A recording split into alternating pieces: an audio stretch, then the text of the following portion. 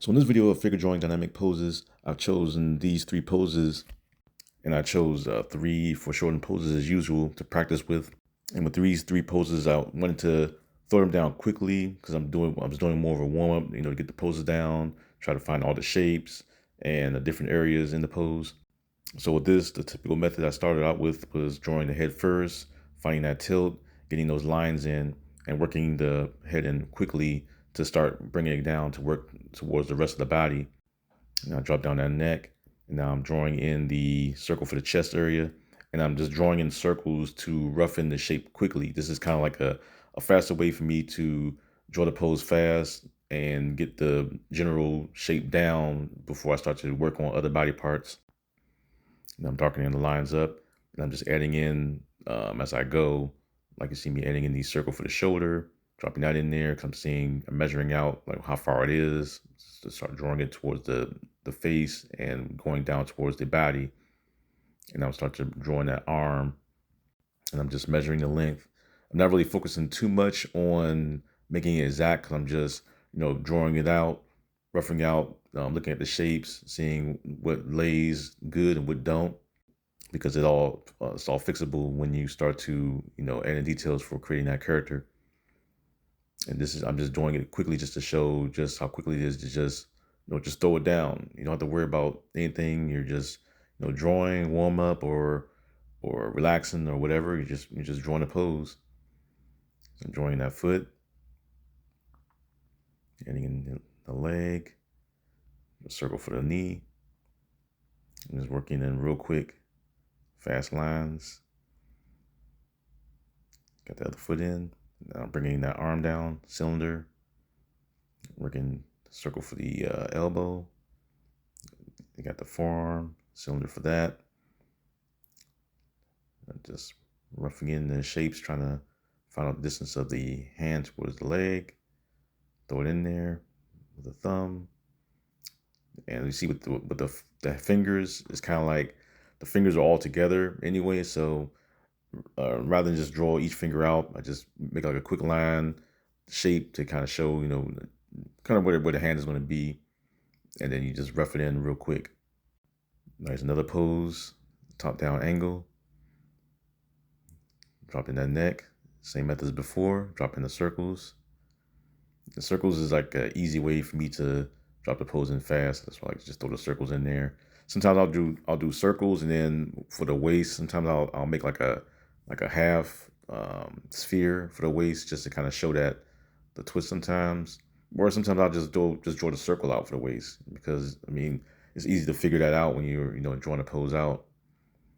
And I will do some drawings in some other videos where I'm going to start finishing up some of the poses to kind of show how a pose can be finished using these shapes.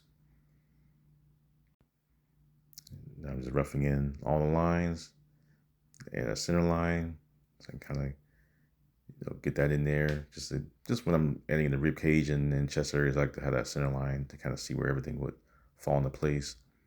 I'm adding in the circle for the knee, going all the way down. The further down you get, the smaller it gets because it's looking from the up. I guess looking from up towards the bottom. And then the knee, right to the leg. Adding kind of like a little partial cylinder.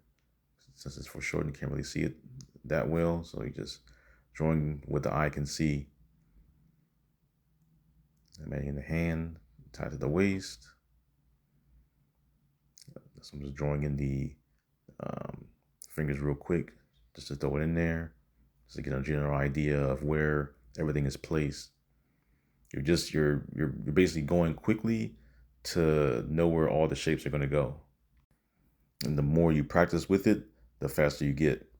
And sooner you get to a point where you won't need shapes at all. Like a lot of the drawings that I've been drawing before, or even the ones I post, I don't really use shapes unless I really need to, because in my head, I know where everything will lay because I've been using shapes so much that this is invisible on paper, but I see it in my head. So when I'm sketching, I'll just sketch out, in gesture lines and things like that, because I already know how everything would flow with each other or relate to each other, because I've been drawing these shapes to kind of figure out how everything would be placed in 3D space. And it's also going to be worked towards like shading too. Shading can also be helpful with using shapes. I think I've made some videos before on shading on shapes. I think I have to go back and check because I made so many of these.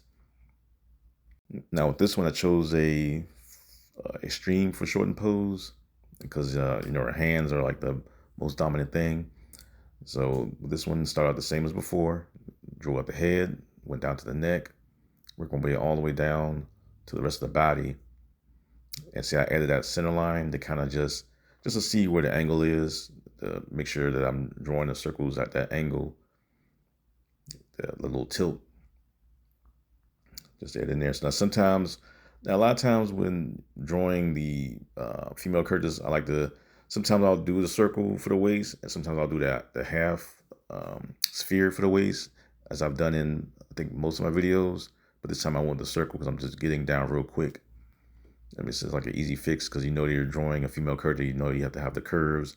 And so when you're finalizing it in those details, you can start to adjust and add that as you go.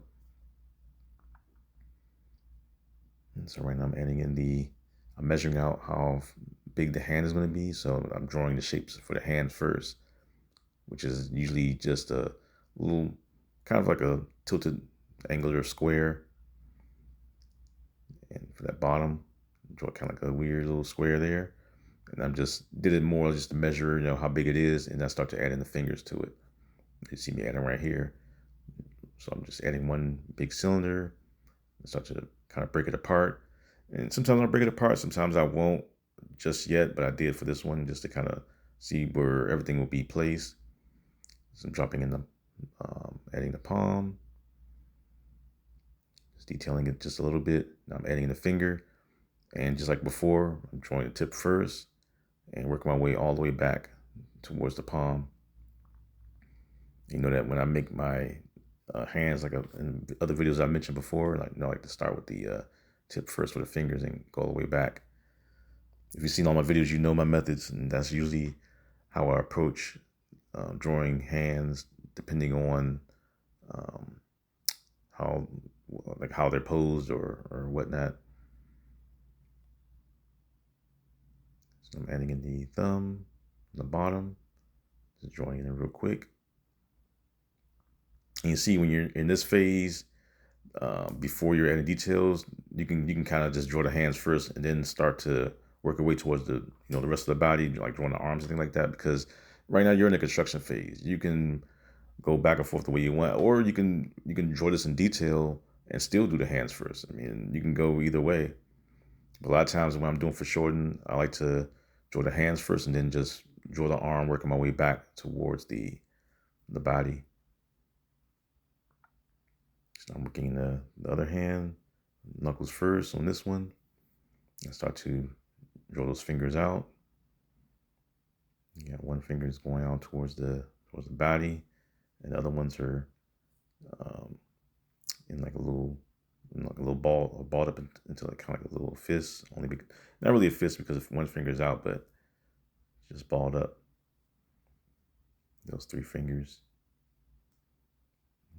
Adding in the little parts to the knuckles. I don't really have to add that, but I just do it in there just because I'm just getting whatever I see just to warm up a little bit. Adding in that thumb.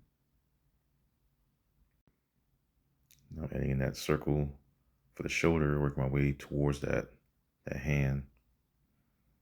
Because it's foreshortened, pretty much everything is hidden, so you're just drawing out the shapes, overlapping them towards that hand. Now right now I'm just darkening everything up.